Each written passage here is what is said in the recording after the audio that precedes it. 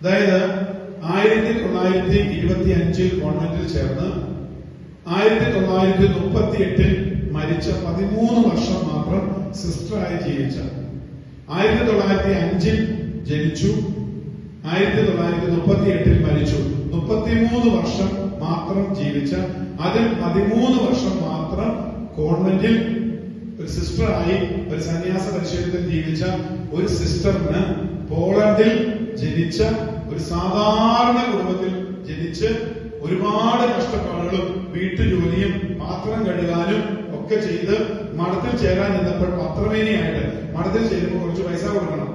എന്താണ് ആ പൈസ കൊടുക്കാനില്ലാത്തപ്പോൾ വീണ്ടും ഒരു വർഷം കൂടെ വീട്ടുജോലി പോയി ചെയ്ത് പാത്രം കഴുകി കൂലിപ്പണി ചെയ്തിട്ട് ആ പൈസ കൊണ്ട് മദർ ജനറലിനെ ഏൽപ്പിച്ചിട്ട് സിസ്റ്റർ ആകാൻ ചേർന്ന ഒരു പാവപ്പെട്ട വലിയ വിദ്യാഭ്യാസമൊന്നും ഇല്ലാതെ മഠത്തിൽ ചേർന്ന ശേഷം സിസ്റ്റർ ആയ ശേഷം ടീച്ചറോ കോളേജ് അധ്യാപികയോ ഏതെങ്കിലും സ്ഥാപനത്തിന്റെ മാനേജരോ സയന്റിസ്റ്റോ MSW ഒന്നും പഠിക്കാതെ സാധാരണ ജീവിതം നയിച്ചിട്ട് മരിച്ച ഒരു സിസ്റ്ററിന് കർത്താവ് നേരിട്ട് പ്രത്യക്ഷപ്പെട്ട് പല സ്ഥലത്തും വെച്ച് നേരിട്ട് പ്രത്യക്ഷപ്പെട്ട് ചില തോന്നലുകളിലൂടെയൊക്കെ നൽകിയ സന്ദേശങ്ങൾ ഒരു 6 ബുക്കിൽ എഴുതി വെച്ചു.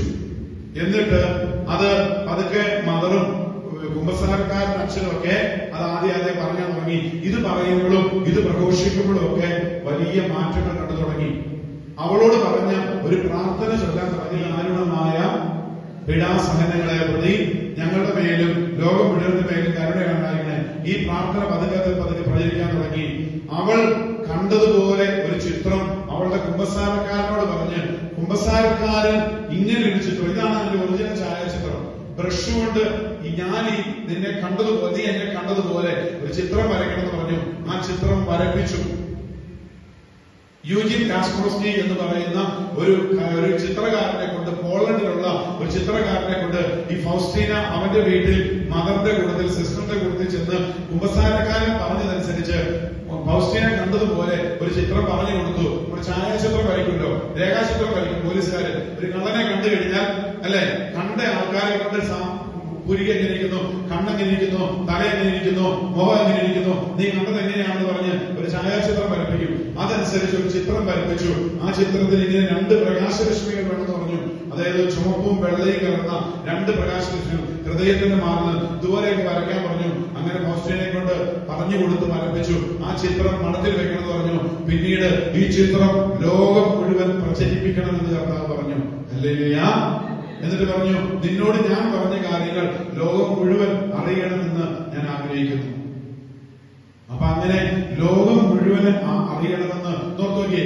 1900 അതായത് 20ാം നൂറ്റാണ്ടിന്റെ തുടക്കത്തിൽ പോളണ്ട് പോലെ സ്ഥലത്ത് 2 ലോക മഹായുദ്ധങ്ങൾ നടന്ന, കോൺസെൻട്രേഷൻ ക്യാമ്പുകൾ ഉണ്ടായിരുന്ന, ഒരുപാട് പേര് കൊല ചെയ്യപ്പെട്ട, ദേവാലയങ്ങൾ തകർക്കപ്പെട്ട, ബോംബിട്ട് തകർക്കപ്പെട്ട ഒരു നാട്ടിൽ ആരാരും അറിയാതെ, ഒരു വിദ്യാഭ്യാസം പോലും ഇല്ലാത്ത ആ മഠത്തിൽ ചെന്നിട്ട് വീട്ടിൽ അവിടുത്തെ മഠത്തിലെ പാത്രം കഴുകുന്ന പണി, ഗേറ്റിന്റെ കാവൽ നിൽക്കുക, പൂന്തോട്ടത്തിൽ കാവൽ നിൽക്കുക, തോട്ടത്തിലെ ജോലി ചെയ്യുക, ഇങ്ങനെ ജീവിച്ച ഒരു സിസ്റ്ററിന് കിട്ടിയ ഏതാനും തോന്നലുകള്, ഒരു സിസ്റ്ററിനെ കൊണ്ട്, ചിത്രകാരനെ കൊണ്ട് വരപ്പിച്ച ഒരു ചിത്രം ഇന്ന് ഈ 2021ാം നൂറ്റാണ്ടിൽ 2026 നമ്മൾ ഇന്ന് അതിനെക്കുറിച്ച് സംസാരിക്കുന്നുണ്ടെങ്കിൽ ഇതിന്റെ പിന്നിൽ ഒരു ദൈവ പദ്ധതിയുണ്ട്. ഹല്ലേലൂയ.